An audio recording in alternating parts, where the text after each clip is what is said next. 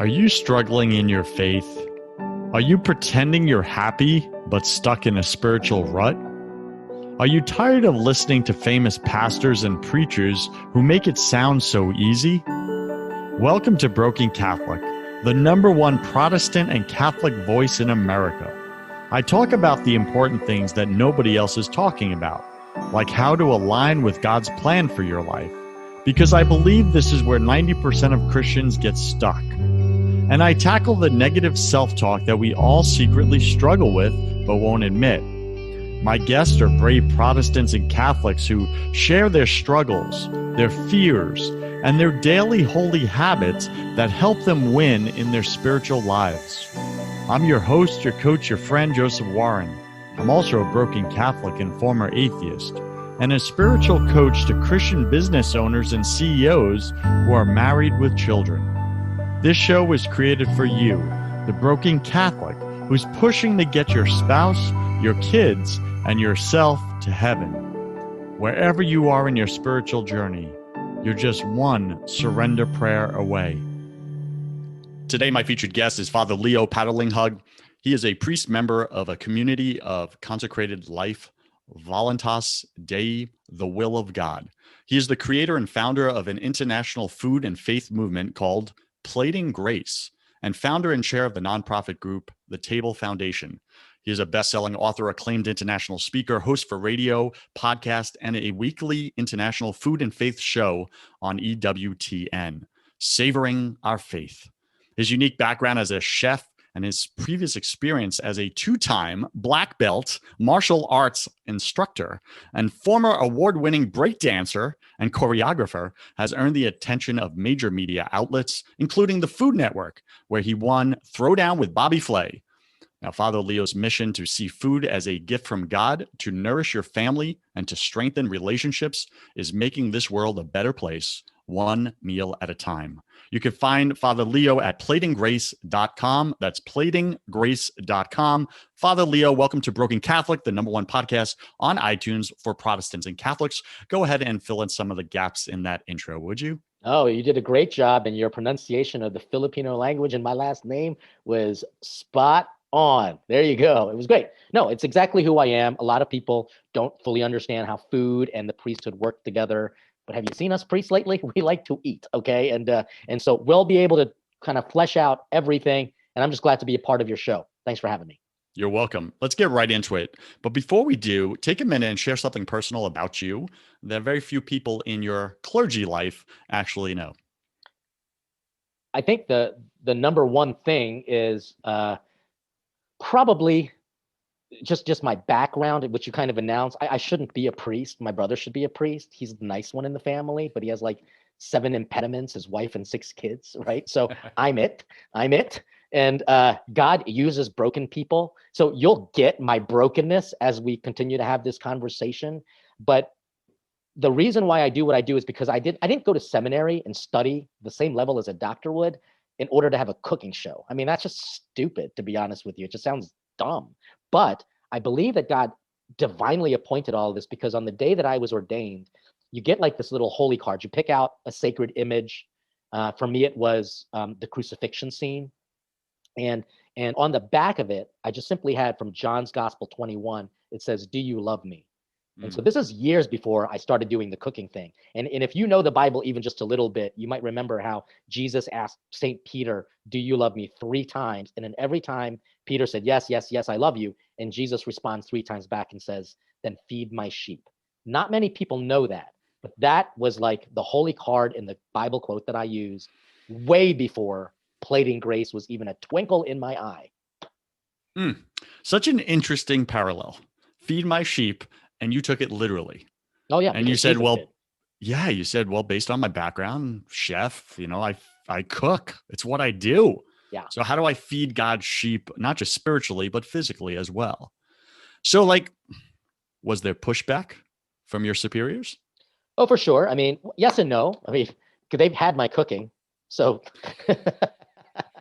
So what are they going to do? Like, no, you stink. No, you keep inviting me to your house to cook for you people. So as far as pushback, I think it comes more in the way of, I think, three places. One, my own insecurity. Should I be doing this? This is a lot of weird outside of the box things, right?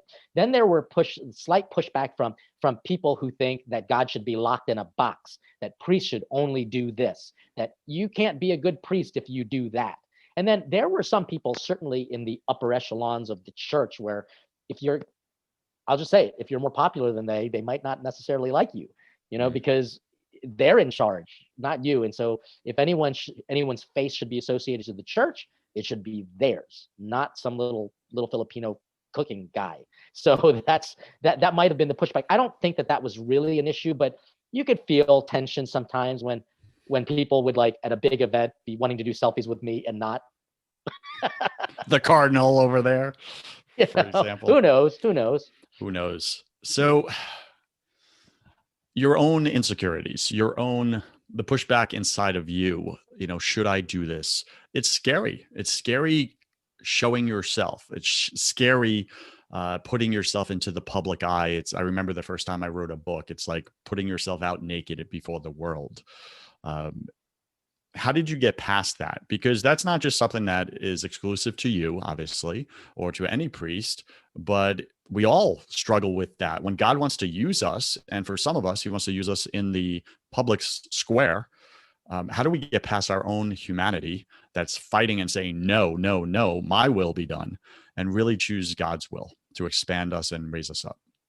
So I've always been very insecure not only just as a priest, but as a person. I'm not very tall. I'm 5'5", and I'm not young and cool and good looking anymore, and very little when I was, so I just never felt myself being anyone to look at. I mean, I've got a face for radio, but more importantly, it's also just, do I fit in to these circles? In the seminary, everyone was just so tall and white, and it was just and I lived in Italy. So, I mean, the only relationship I have to noodle is lo mein. And in Italy, you just always feel a little out of place, because you just, as a Filipino guy who spoke English and Italian with an American accent, it's just it's a little odd. But I've always been a performer. Like, as a kid growing up, I did talent shows. I was stupid enough to do spelling bees and things of that nature. So I've always been not afraid to be in the public eye, not because I felt like I needed to be there, but because why not? No one else was going to do it. Why not do it? So I have a little bit of a theater background. In fact, my scholarship was in acting, singing, and in dancing. So being public, that's not a big deal for me. My insecurity about this was, does this make me look less of a priest? Does this make me look less of a Christian? Does this make me look less holy? Will this eventually kick me out of heaven because saints don't do this? And then I realized, oh no, every saint had a relationship to food. In fact, some of the greatest saints, like Teresa of Avila, you're going to love this. Even if you're not Catholic, you're going to love this. She's the one who was accused of being a little obnoxious, because when her feast day came out, the sisters in her order said, what should we cook for your feast day? And she says, I want to eat pheasant. And that's like fancy rich people snobby food. Like, I don't know, maybe certain governors of California eating out at the French Laundry while he's locking everyone else down. That's the food that we're talking about. And the sisters complained about her, and she said, well, sisters, when it's time to fast, it's time to fast. And when it's time to feast, it's time to feast. So she even also said, if you want to look for God amidst the pots and the pans. So my insecurities diminished when I presented my insecurities to the truth. So if you have any insecurities whatsoever, you take it to the truth, who is Jesus. You take it to the truth tellers, who are his saints, and they will tell you, get over yourself. This ain't about you. I don't care what you look like. Does your food taste good? I mean, have you seen chefs before? They're not all sexy. They're kind of like sweaty and overweight. And in their back, not all, but Chef Boyardi, I mean, do you want his food or do you want to just look at him? So at some point, you got to take your insecurities and present them to the truth. And literally, God has a way of taking that fire and cooking the hell out of it so that he can cook the heaven into it. Powerful statements, BC Nation. There's parts of you right now as you're listening to this show, you're listening to Father, I'm listening to Father speak about bringing his insecurities to truth, to God himself. And deep down, that God can take the smallness of you, the things you deem unworthy or not good enough, and he can divinize them, right? Like make them divine with his power, his authority, and expand them. So, Father, I'd like to speak to you about that for a moment. Did you see the plan right out the gate? Absolutely not. So what was your human vision when you said, okay, I'm going to start cooking? Was it like, you know what, I'm gonna get on TV, I'm gonna get on radio with this, maybe God will, create this out of it? Where were you? Tell us that story of that transition. You went from insecurity to lining it with truth, and then you're like, okay, I'm all in, I'm not gonna feel bad about this, let's start cooking. Yeah, well, the whole idea of me being a priest is out of the box. I mean, like, I'm a break dancer, I'm a karate instructor, I want to be a lawyer. The next logical step is priesthood, right? And the next step after that logically is cooking show. None of this makes any sense whatsoever. And this came about, the whole idea of the cooking show actually came about on September the 11th, 2001. And like, your listeners may be old enough to know, or they should never, ever not know of the tragedies that occurred there. And I was actually supposed to go to France on a pilgrimage with a couple priests visiting Lourdes, which is a great place for broken people because they actually experience healing miraculously. And just by bathing in these miraculous waters. And then I was going to go 2 hours north and go to the wine country and celebrate those holy waters too. But that's a different story, because I was supposed to go to France 2 days after September the 11th. Couldn't go. No big deal, because so many people kept coming to church. And on that weekend after September the 11th, everybody came to church looking for something because we experienced our brokenness. But then a few days after that, I had more time off because I was supposed to be on pilgrimage. Me and these priest friends, we just went away, and I did the cooking at this house, and they wanted to watch the Food Network. Nothing was on for several days. And they said, well, then fine, we'll watch Leo cook. And that kind of started it off, like not being able to watch the Food Network. It was a joke. They wanted to watch me. And as I'm cooking and just talking with them, they said, we should turn this into a TV show. And I said, over my resurrected body, that ain't going to happen, because I didn't even want to do it. But you can see what happens is that if it really is part of God's plan, then it's not about you maneuvering or your machinations or you even kind of creating your own strategy, because that honestly would be you building your house on sand. If God is not your foundation, then you really are kind of making it up as you go along. It's not that you won't be blessed by God, it's just it's not going to have a foundation. So none of this was my idea. This was another priest's idea. Other priests heard the idea. A bishop heard the idea. They kind of gave their permission for it. And I didn't even do anything about it, because then it wasn't until I met, by chance, a producer who kind of got the ball rolling. So I think what I'm telling you is I didn't have this idea. I was just willing to listen to the idea and take baby steps. And then it grew, and then it grew. And then I got a lot of confidence, because in my first presentations, I didn't think anyone would even show up.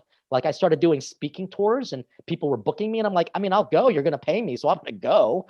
But I didn't know who was going to show up. Like, hundreds of people showed up. And at the end of it, they were like, we're so glad you're doing this. This is so needed in the church. Needed in the church? I'm sauteing onions. No, I was using simple things. This is another great foodie saint, Mother Teresa of Calcutta. She says, little things with lots of love. And that's how it grew and grew and grew, to the point where 2 million people visited my website when my show aired on the Food Network. Thousands of people are downloading recipes each month. Books are bestsellers, but none of this is me. This is just me just writing about food and faith. Not a big deal. I mean, if I looked like, I don't know, if I looked, I'm just trying to think of a very popular, good-looking person. I don't even know who these people are anymore. I get it. So if you look like some good-looking, handsome celebrity, Fabio. Yeah, in the kitchen in a chef's apron, then you could understand, some of this attention. But so this is really one of those stories that I hear, and I'm like, God did that. Totally.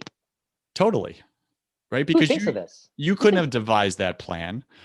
You couldn't have matched up all those God incidences, the producer meeting, the priest, the bishop, etc. You couldn't have done it on your own. So this really pushes back on a lot of my other audience who are business folks. And I have another business podcast here, Top 100 on podcasts, on Apple, in entrepreneurship, called Your First 100K. And it's all about what are those top 3 tips or strategies to get you over that 100K hump into the million, etc. But what you're challenging us with right here is how much of us and our human mind and intellect and strategies do we actually put into God's will for our life? And how much do we sit back and wait for God to maneuver things the way he wants and then invite us, and then we just say yes to? So that's a great question. And I get it all the time. how much do you just become obedient, and how much do you have to do? And there's two great lines that I want to reflect on. One is a prayer that we use when we have masses for the saints. It says, God chooses the weak and makes them strong in bearing witness to you. So you can either just stay weak, or you can actually get stronger and do something with your strength. So if you have a skill and a talent, you don't bury it under a bushel basket.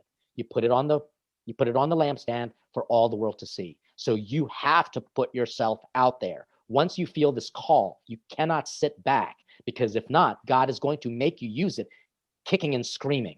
You've got to use your gifts and talents. Recognize what they are, take them to God, and then put it on the lampstand and see what happens. If it is of God, more people will kind of affirm you, and then you've got to work your butt off to keep that light going.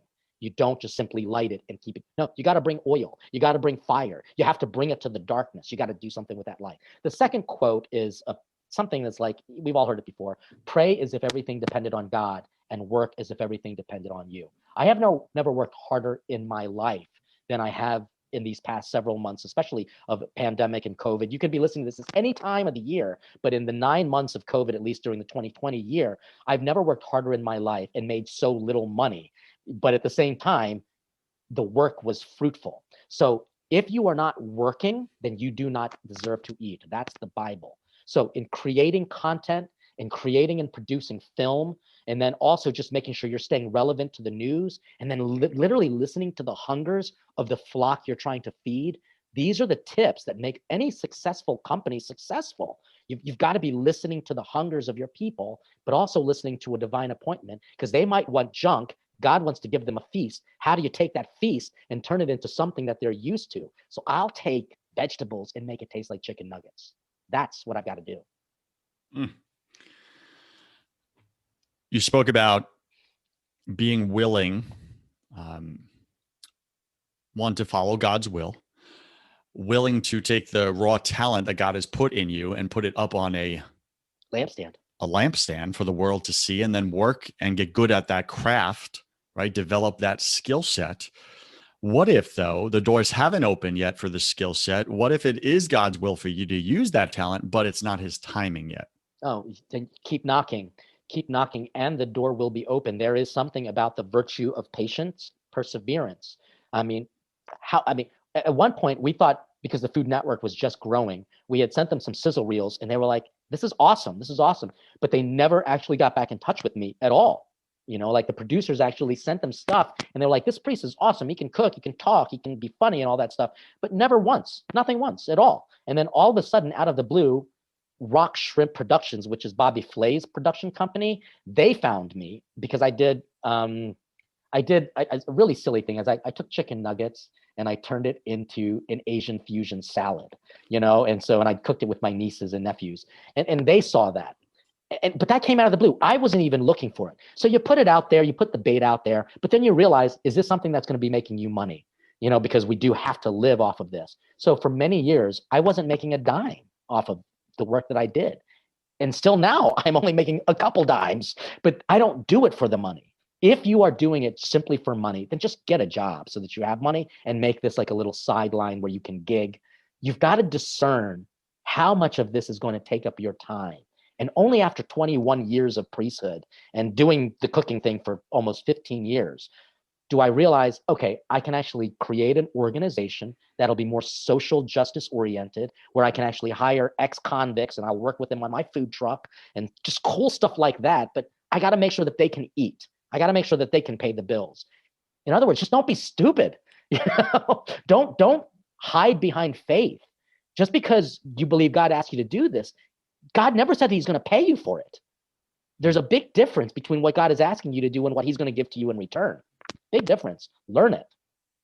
So is it up to us to monetize that talent, or do we wait on God to provide financially?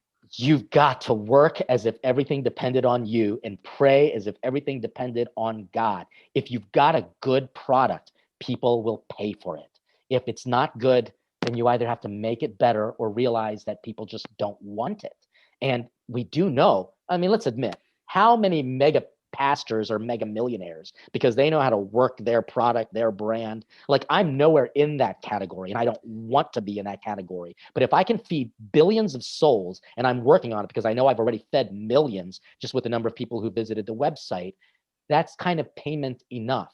But then you also have to be willing to ask. And in COVID year, this is the first time I've actually ever asked, hey, do you want to support the work that we do? So for the first time ever, we created an online academy called an online community called the Academy at Plating Grace, where I'm actually doing things like what you're doing, Joseph, connecting with my audience more. We have these supper clubs where I'm breaking down faith in more bite-sizable ways, because I'm more than just a chef. I'm a professor of theology. And then I also do recipes where I do Catholic and Christian lifestyle. But this was the first time ever I had to ask for help, because in the past, I was always contracted and booked to present at large events, corporate events, food festivals. Guess what happened in 2020? Nothing. So I had to take my product, put it out there, rebrand it, and God has blessed us. I mean, we're nowhere near where we should be, but that's okay, because I don't do this for the money. I got to always remember that. It's not about the money. It's about the message. Thank you for going there. And BC Nation, Father Leo isn't just sharing the success at the top perspective. He's sharing, hey, I was at the top. I was getting booked constantly, but now I got to work for it. Something outside of my control shifted the world. I have to rebrand. I got to do the work. I'm making less money, but I'm still serving God and I'm still using my talents. So BC Nation, sometimes you got to pivot. Sometimes you just do, right? So Father Leo, what's a message you want to really show up with on this show to our listener right now? Yeah. It is December of 2020. We're still in this pandemic. You know the heart of your audience. You know what they're wrestling with in their everyday lives, with their families, the uncertainty, the depression, the anxiety, the lack of hope, the lack of peace. What do you want to say to them, or what message do you want to convey to my audience right now as they're sitting and listening to you? Be fed with good things so that you in turn can feed others good things. You can't give what you don't have. And I think in this time, we have to look at how are we feeding ourselves in body, mind, and spirit. You can get information, but if it's not applied accurately, it could create deformation in your conscience, in your soul, in your body. I mean, we all joke about COVID-15 or COVID-20, like how many pounds did we put on? It's because we are not feeding ourselves good things. We could also say, man, you've just literally become more extreme in your politics because you're feeding yourself nonsense, partisan, fake news in your system. You might be saying it's like I'm spiritually flabby because you actually haven't gone to church because many churches are still closed. But that doesn't mean you should not keep holy the Sabbath day. You got to you can't depend on your faith from a priest or a minister. You got to pick it up yourself, your cross, and you got to pray through all of this. So I'm asking people to just challenge yourself. How are you being fed with good things, body, mind, and spirit, so that you in turn can feed others good things in their body, mind, and spirit? And that just requires you to stay hungry for goodness, which is what we're doing at my organization, Plating Grace, at the Academy, with all of the online materials and even the dinners that we're having, smaller, socially distanced. So don't report me to the health inspector, people. But like, we're even doing like these smaller dinners as opposed to larger events, smaller dinners. And you know what? I love it because I can actually get creative with my other chefs and like interact with people and do really funky, cool fusion food. People's minds are blown, and the people who come, because they're hungry. So what I want you to do is think about your hungers and where do you go to be fed and who do you allow to feed you? I think so good. BC Nation, only allow good in. So BC Nation, you got to put good in and only good in. There's too much bad out there. There's too much evil out there. And if you're filling your mind with that, it's toxic. It's poison. And what's going to come out of you is bad fruit, rotten fruit. Don't do it. Your kids are relying on you. Your spouse is relying on you. So go get fed by God, put in good things from him, and let go of all this fake news. And I do have to ask that, Father, just for a second here, because you said something earlier from a business perspective. You said stay relevant to your audience, relevant to what's happening in the world around you, et cetera, right? So I'm guessing you're watching the news, you're listening to it so that you could speak relevant messages, but how do you do that without letting the poison in?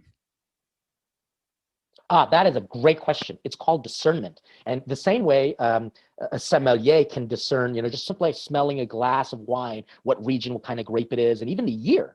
We've got to do the same. Whenever I watch news, and I watch very little of it and I do more reading, I know who the sources are. I know where they're coming from, what perspective they're coming from, and I know which way they lean. Secondly, you have to discern timing. When are they talking about this? Because obviously all of it is to affect a reaction. So what kind of reaction are they trying to get from me? And how am I going to be able to moderate that according to the timing? And then the third thing that I do is I'll always take it to prayer, and it's like, this is the reaction that I had, God, when I experienced this news cycle that's just coming at you in vomit fashion. It's just literally being spewed on you and you're getting suffocated in all of this ridiculous garbage. I take that to prayer and I say, here's how I'm feeling. Why do I feel this way? And ultimately, what we've got to do is make sure that nothing becomes our God. No one becomes our God. Because you see people like to deify and demigod this particular politician, almost canonize their words. Like you'll have a Catholic politician and somehow they represent the Catholic Church, even though they have the exact opposite views of the Catholic Church. You got to be careful with that by taking it to God in prayer and saying, how does this speech line up against the Bible? And you're going to realize, something is kind of off here. So that's discernment. And we need to practice that gift and that discipline, which is, again, that's what I talk about in my formation classes at the academy. How do you discern? So there's a lot of techniques that we can apply from business to our own faith, especially since Jesus wants to be entrepreneurs. Thank you for answering that so clearly and concisely. I think that is so powerful. And that third step, I think, is what we're missing. We don't take the information we're watching or receiving or the media or the content, and we don't bring it to God. We don't sit with him and say, God, this just stirred up this emotion in me of anger or rage or hopelessness or despair or fear. What do you say about this?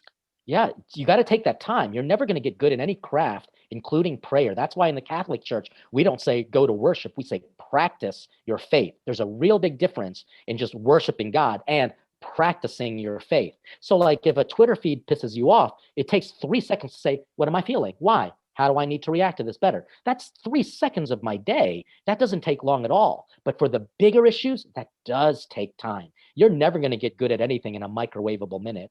My rector, Monsignor Dolan, now Cardinal Dolan of New York, said, God doesn't use a microwave, he uses a crock pot.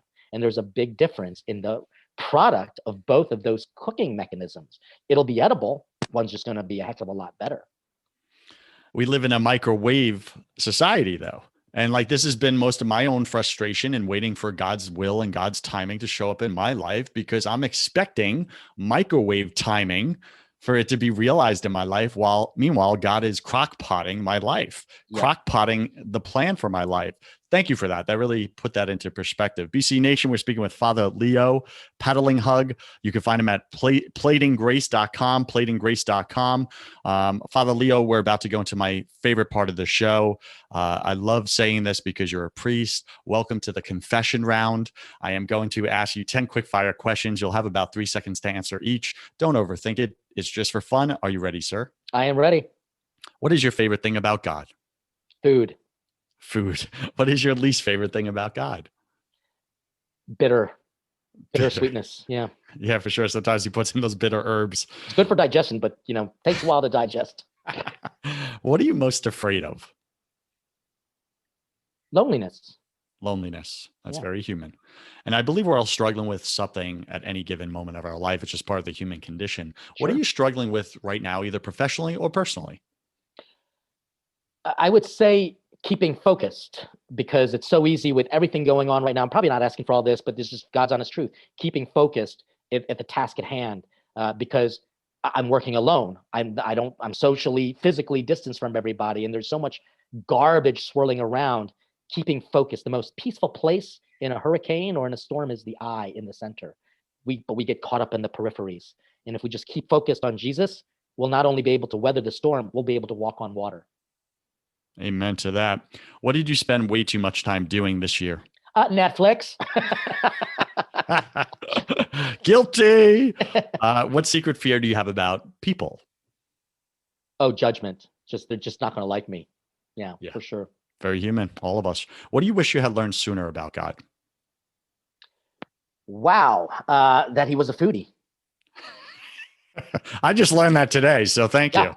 Yeah, so you're lucky. It took half an hour. It took me 20 something years of priesthood, but like literally that everything he did was around food, but it took me forever to put it together. That's why I write about a theology of food. That a lot of people, like when they read my books, are like, oh my gosh, I'm looking at food in a holy way. And I'm thinking, good, because when you've got some poor person in a developing nation looking at your food, they're thinking, you are so blessed. And you're thinking, oh my gosh, it's just leftovers. They would die to have your leftovers. And when you are fed well, guess what you're supposed to do? Feed others well. So God is a foodie, and that took me a long time to learn. All right, BC Nation, show up with your broken little fragments of 5 fish and bread and loaves, right? Oh, sorry, 5 loaves, 2 fish, and let God multiply them. Stop trying to multiply it yourself. What's a new habit you want to form, Father? New habit that I want to form. Okay, I'm just going to be honest with you. Push-ups and sit-ups every morning. Hate doing it. And I do it regularly for like 3 weeks. And then there's like a month where I don't do it. I'm like, dag nagget, it was so good and so easy. But the older you get, the harder it is to form new habits. So I keep praying, God, help me to be an old dog willing to learn new tricks. What is a bad habit you want to break? Bad habit that I want to break. I would say the munchies. It makes the push-ups harder, doesn't it? Damn it, they do. That extra bag of potato chips. Oh, potato chips, I don't care about. It's pork rinds. Judge me not. Pork rinds are freaking delicious and keto friendly, but everything else decimating to your body. But besides that, so Father Leo, pick 3 words to describe who you are now. Okay, enthusiastic, excited, that's kind of the same words, and hungry. Got it. Pick 3 words to describe who you were before you surrendered to God's plan for your life. Confused, frustrated, lonely. Yeah, so true. And last question, if you could come back to life after you died and tell your family and friends only one piece of advice about everything, life, eternity, all of it, what would you say to them? I would say love one another. Love one another. Any final wisdom? What's the one thing you want my listener to know about surrendering to God's plan for their life versus not? Real simple. Text the word food to 33777. Because what I just gave to you, and I think, Joseph, you figured out, like you start to see, like, this guy just isn't some hack, and he isn't just a cook. He's a deep thinker. He actually cares and is making connections to life. But all I gave to you was just a sample, like they do at the food halls at courts, at mall courts, where they're like, hey, sample, you want a sample? All I did is give you a sample of the stuff that we do at Plate of Grace. You got to do more. You got to dig in more. So if any of this resonated, just text the word food to 33777. You'll get a free recipe, and you'll also get an introduction to my community. In the same way, hopefully when I take your show and put it on my website, more people will go to Joseph Warren's shows, the Broken Catholic podcast, and we can share audiences, and we shouldn't be afraid of that. So that's what I would say to people. You took a sample. If you liked it, there's more. All right, BC Nation, make that text right now. Go ahead, pull out your phone. Text that number, or go to platinggrace.com. Learn more about what Father Leo's up to. Join his community and feed yourself with good things right now. That is key to everything right now. Feed yourself well, even in hard times, and you will be a source of life rather than destruction to others around you. It's key. What's the best way for BC Nation to get in touch with you, Father Leo, if they so choose, directly? So directly, again, just text the word food to 33777. It's easy to remember. 33 is the age that Jesus died and rose, and 777 is better than 666. So keep it easy. And it's biblical. And it's biblical. Pretty awesome. Father Leo, thank you for being on Broken Catholic. I wish you God's love, peace, and joy in your life, sir. With your spirit. Thank you.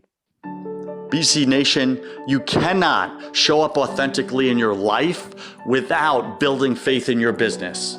If you want the business side of that conversation, I have another podcast called First 100K, where I interview successful entrepreneurs about how they made their first $100,000, because that's where I believe 90% of you are stuck and you can't break through. Go to first100k.com to find out how. I'm Joseph Warren. You were made for greatness, so stop being a wuss and start being a winner. Have a blessed day, and I'll see you right back here next week.